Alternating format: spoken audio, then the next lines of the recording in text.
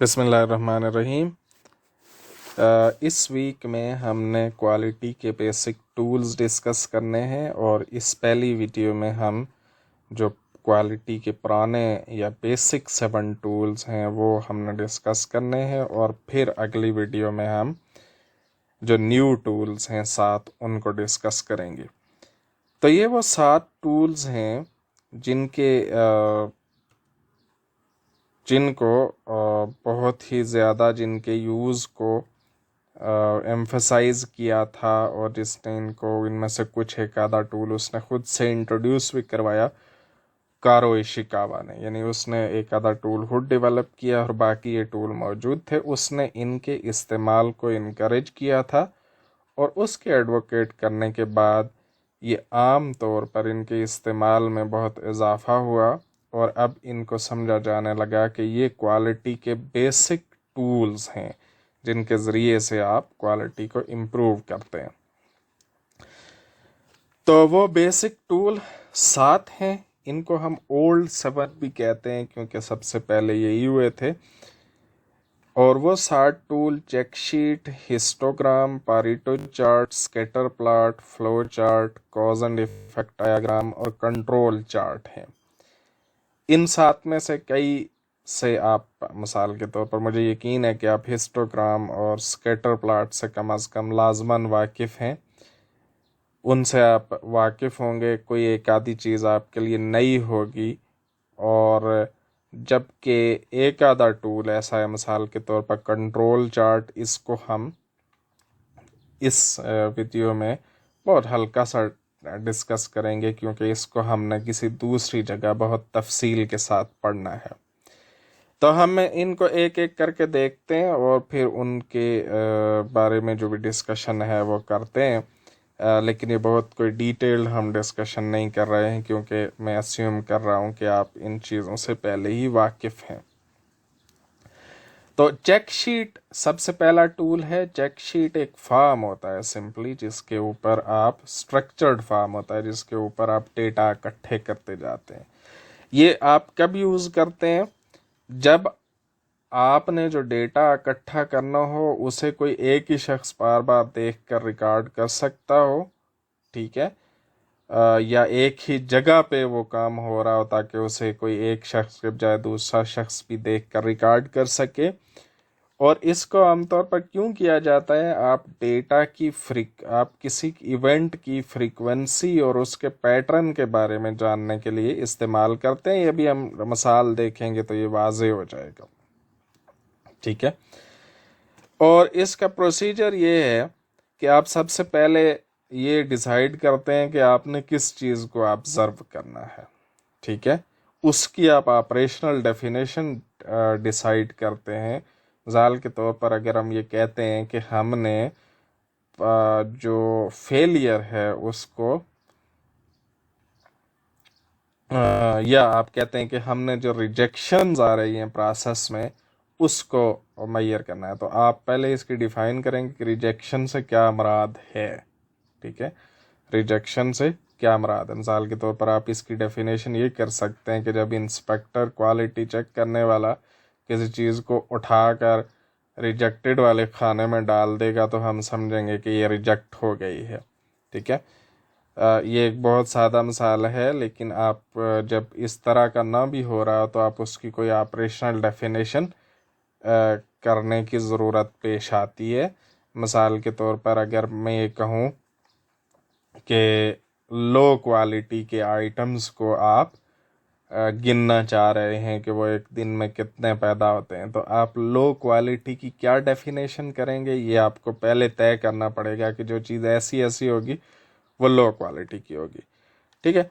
फिर आप डिसाइड करते हैं कि डेटा कब कलेक्ट करना है, फिर उसके मुताबिक आप एक फॉर्म डिज़ाइन करते हैं और फिर उसके बाद आप उसका डेटा कलेक्ट करना शुरू कर देते हैं। वो किस तरह से करते हैं वो ये यूँ नज़र आ जाएगा। मिसाल के तौर पर आप ये देखना चाहते हैं कि जो टेलीफोन इंटरप्शंस हैं वो उसके सोर्सेज क्या क्या हैं, तो यहाँ आपने लिख दिया कि रीज़न ये आपने डिसाइड किया कि आपने इन चीज़ों के बारे में डेटा कलेक्ट करना है, इतने दिनों के लिए करना है, ये आपने डिसाइड कर लिया।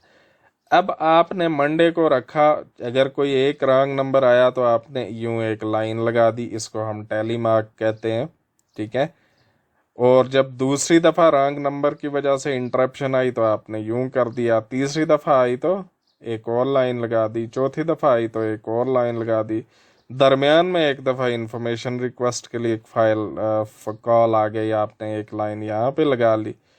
जब 4 के बाद 5वीं आई तो आपने यूं इसको टेढ़ा करके डायगोनल एक लाइन लगा दी, तो ये टैली मार्क्स करने शुरू कर दिए आप। यानी सिंपली क्या कर रहे हैं कि जो इवेंट्स आपने डिसाइड किया हुआ है कि आपने ऑब्जर्व करने हैं, जूं जूं वो होते जाते हैं आप उसको रिकॉर्ड करते जाते हैं कि ये 1 दफ़ा हो गया, 2 दफ़ा हो गया, 3 दफ़ा हो गया। अल्टीमेटली फिर आप उसके टोटल्स कर लेते हैं कि जो रॉन्ग नंबर है वो एक हफ्ते में मंडे से फ्राइडे तक 20 दफ़ा इसकी वजह से इंटरप्शन आई, और जो था इंफॉर्मेशन रिक्वेस्ट की वजह से 10 दफ़ा आई, और बॉस की वजह से, बॉस एक सोर्स ऑफ इंटरप्शन है, उसकी वजह से 19 आई। जबकि इधर अगर आप देखें तो मंडे वाले दिन 12 आई इंटरप्शंस, ट्यूसडे को 6 आई, वेंसडे को 10, 8, 13। तो यहाँ पे भी आप यहाँ पे देखें, अब आप पैटर्न्स भी देख सकते हैं और फ्रीक्वेंसीज भी देख सकते हैं। आप देख सकते हैं कि फ्राइडे को ज़्यादा आती हैं, ठीक है, और मंडे को भी ज़्यादा इंटरप्शन आती हैं, जबकि इधर से आप देख सकते हैं कि रॉन्ग नंबर की वजह से ज़्यादा होते हैं, ठीक है।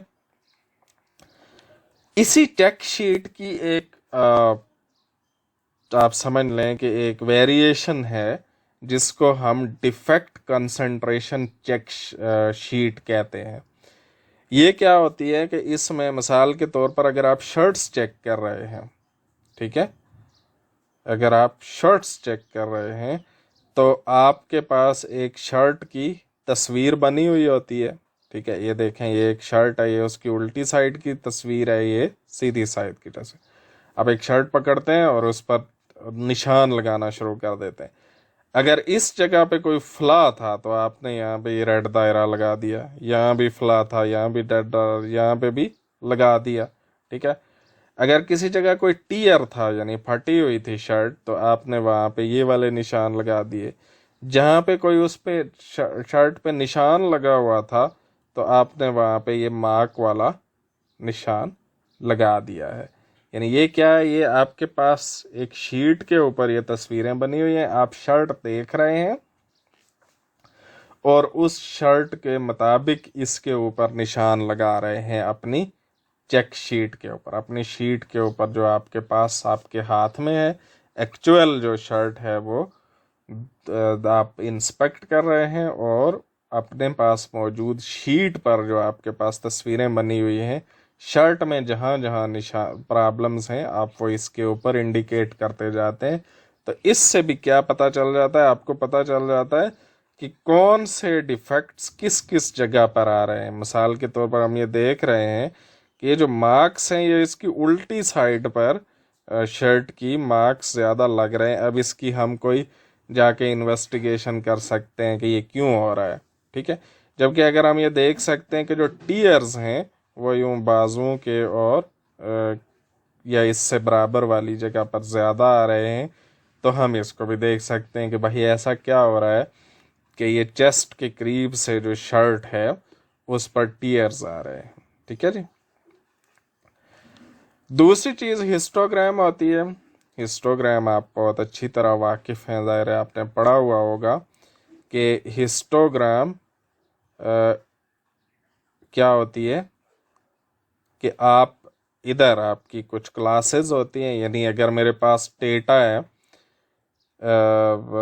डिफेक्ट्स पर आर का डेटा आ रहा है जी मेरे पास, मैंने एक चेक शीट बनाई कि हर घंटे में कितने डिफेक्ट्स आ रहे हैं, तो फिर उसको मैंने गिन लिया 2 से लेकर यहाँ तक, यहाँ 2 डिफेक्ट्स, यहाँ 4 defects, 6 defects, 8 defect.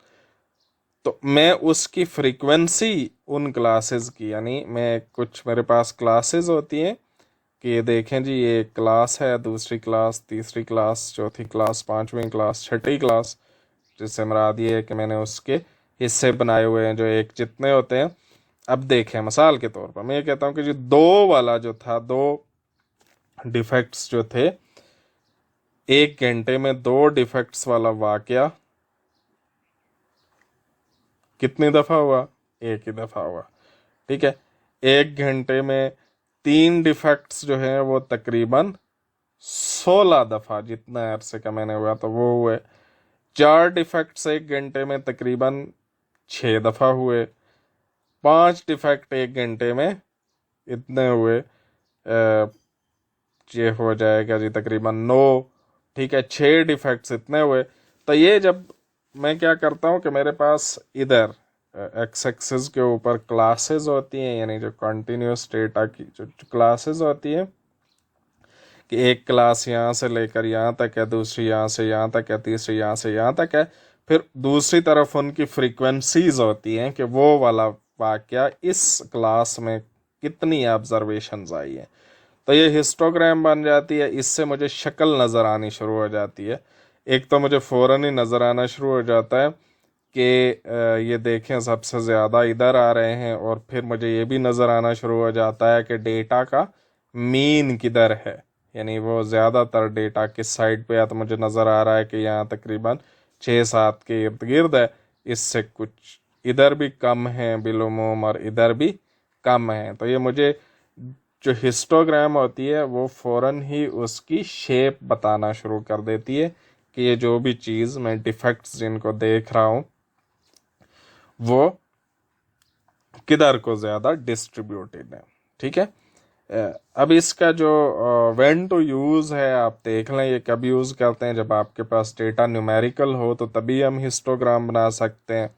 You want to see the shape of data's distribution, especially when determining whether the output of a process is distributed approximately. Normally आप डेटा की डिस्ट्रीब्यूशन भी देख, शेप देखना चाह रहे हैं कि उसकी डिस्ट्रीब्यूशन किसकी है, क्योंकि अगर नॉर्मल डिस्ट्रीब्यूशन हो तो उसकी वजह से जब हम उस पर कोई फर्दर स्टेटिस्टिकल टूल्स लगाना चाहते हैं तो उनका भी इन्हिसार होता है कि हमारा डेटा नॉर्मली डिस्ट्रीब्यूटेड है या नहीं है। फिर इससे हमें यह भी पता चलता है कि whether a process can meet the customer requirements. ठीक है, ये इसलिए भी यूज़ की जाती है to analyse what the output from a suppliers process look like. Supplier जो कुछ हमें दे रहा है उसका आउटपुट किस तरह का है। Seeing whether process change has occurred from one time period to another, ये भी एक बात है, लेकिन ये आपको अभी इससे ज़्यादा नहीं समझ आएगी।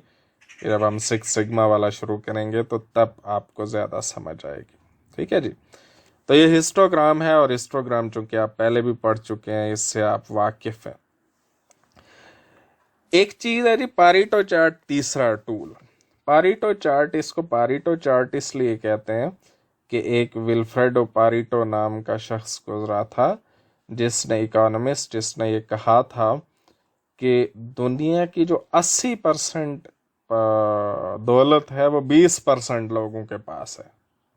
80% दौलत 20% लोगों के पास है, जबकि बाकी 80% के पास कुल मिला के कोई 20% है। ठीक है, तो इससे ये कहा समझा जाए कि जो भी आपके पास जो डिफेक्ट्स होते हैं, यानी आपकी जो सोर्सेज होते हैं प्रॉब्लम के, वो भी चंद एक सोर्सेज ऐसे होते हैं जो सबसे ज़्यादा प्रॉब्लम काज कर रहे होते हैं, जबकि बाकी बहुत सारे सोर्सेज मिल के थोड़ी सी प्रॉब्लम काज कर रहे होते हैं। तो जो बार चार्ट, जो पारीटो चार्ट है, वो हमें ये बताता है कि कौन से सोर्सेज सबसे ज़्यादा प्रॉब्लम क्रिएट कर रहे हैं। ठीक है, या कौन से सोर्सेज सबसे ज़्यादा किसी भी चीज़ में इम्पॉर्टेंट है। एग्जाम्पल ये देखें जी, मिसाल के तौर पर आपने क्या किया कि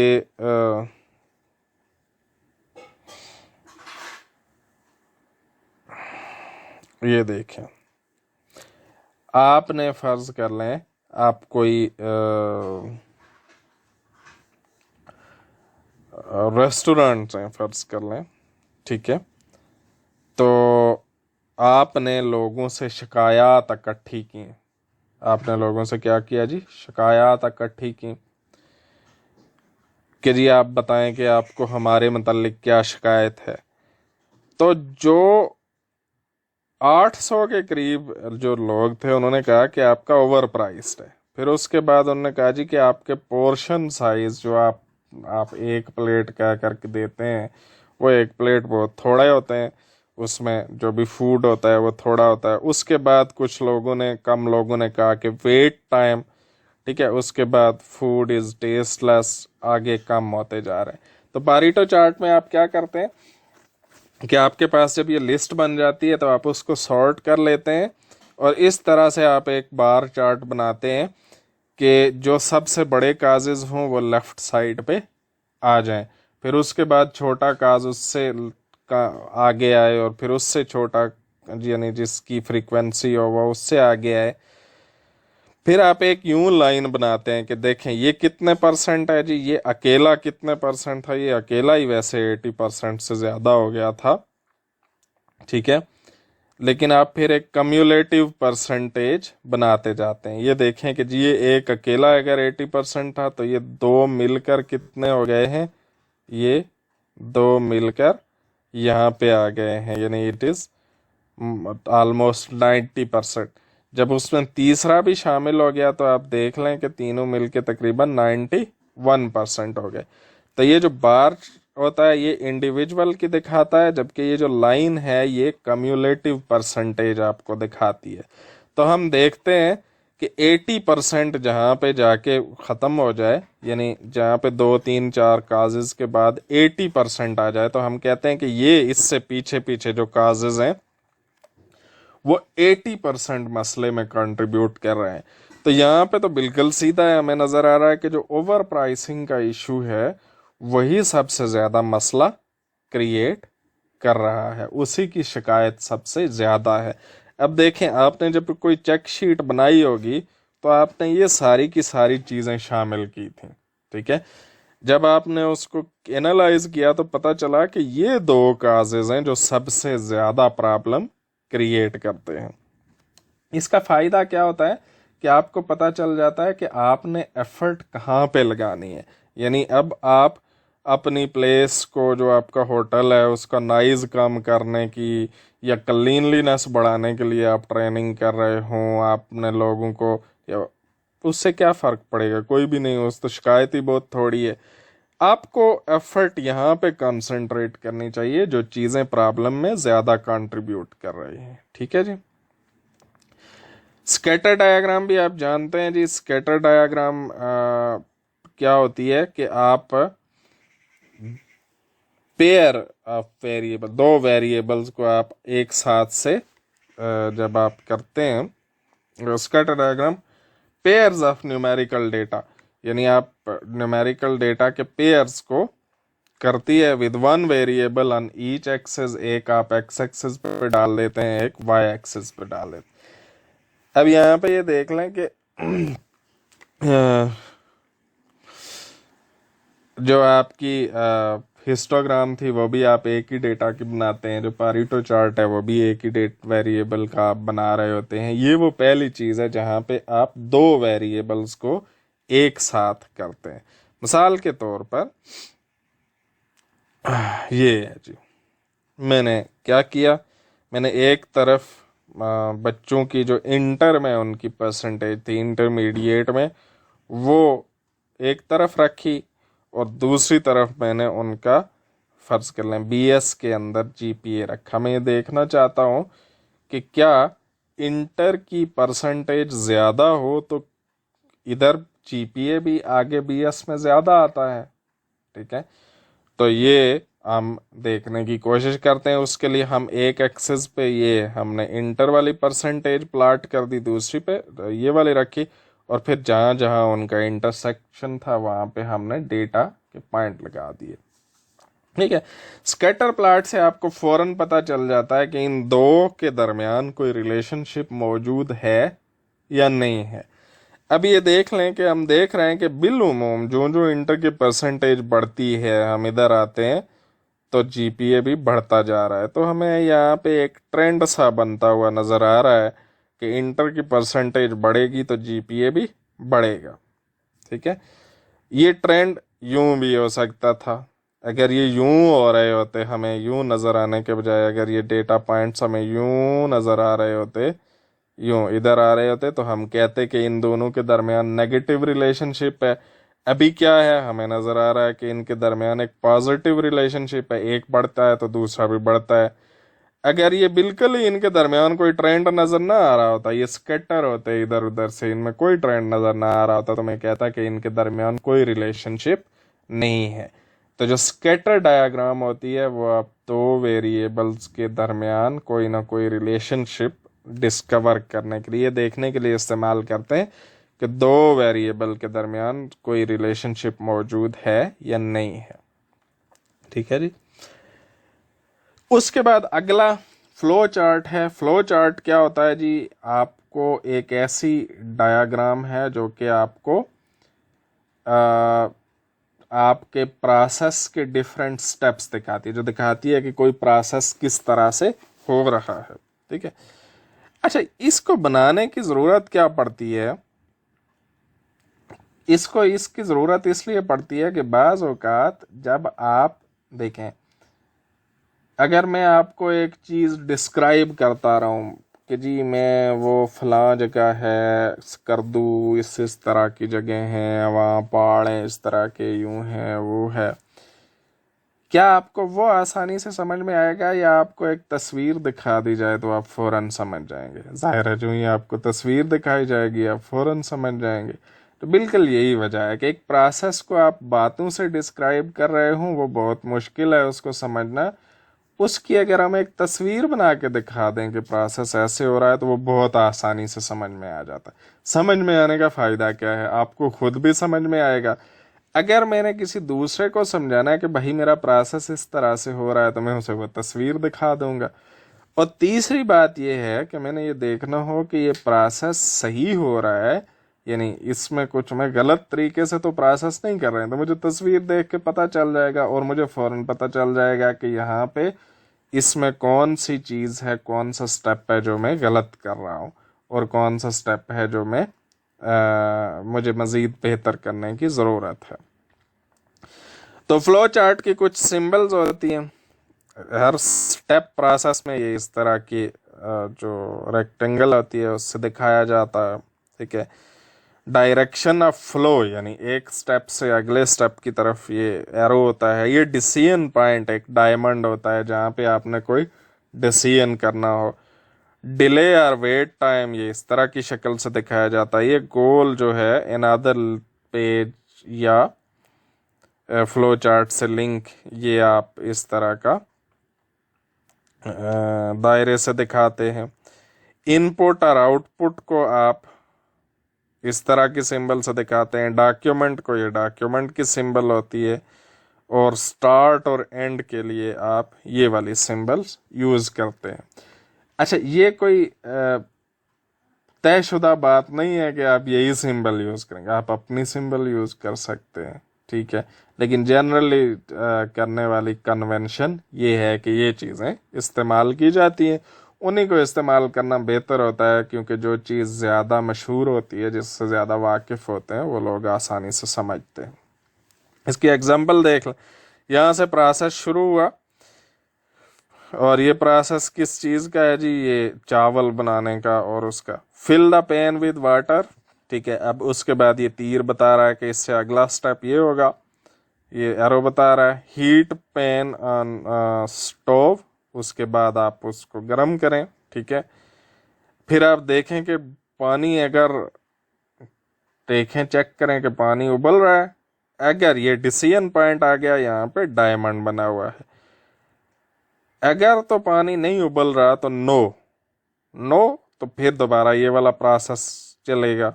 ठीक है। अगर यस तो आगे चला जाएगा। अब इसमें आप चावल डाल दें, फिर उसके बाद reduce heat to low, cook for 15 minutes, उसके बाद ड्रेन पैन इनटू सीव, उसके बाद उसमें से पानी निकाल दें, और अब इसके बाद आपके चावल तैयार हो गए।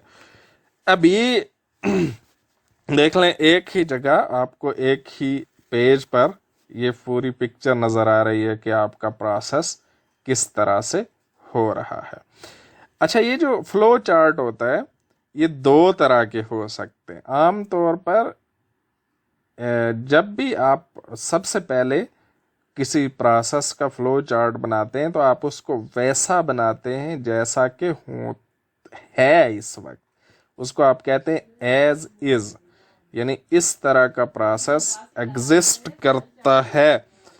एक एग्जिस्ट करने का मतलब ये है, उसको क्यों आप वैसा बनाते हैं, ताकि आप उसको देखेंगे तो आपको पता चलेगा कि उसमें क्या गलत है और उसमें क्या इम्प्रूव होने की ज़रूरत है। ठीक है, आप फ्लो चार्ट जब आप पहली दफ़ा बनाएंगे किसी प्रोसेस का तो आप वैसा बिल्कुल नहीं बनाएंगे जैसा आपके ख्याल में होना चाहिए, आप वैसा बनाएंगे जैसा कि वो उस वक्त है, उसे हम एज इज कहते हैं। और फिर उसके बाद आप एनालाइज करके एक बनाते हैं जिसको हम टू बी कहते हैं जी, कि इस तरह का होना चाहिए या इस तरह का बाद में प्रोसेस होगा। फाइन जी, उसके बाद है जी एक डायग्राम, जिसको एक नेक्स्ट चार्ट, नेक्स्ट टूल जिसको हम फिश बोन डायग्राम कहते हैं।